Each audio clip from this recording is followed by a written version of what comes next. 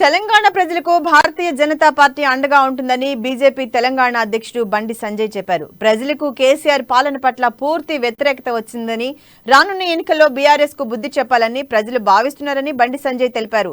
ప్రజా పాలనను గాలికి వదిలేసి కేసీఆర్ నియంత పాలన చేస్తున్నారని మండిపడ్డారు.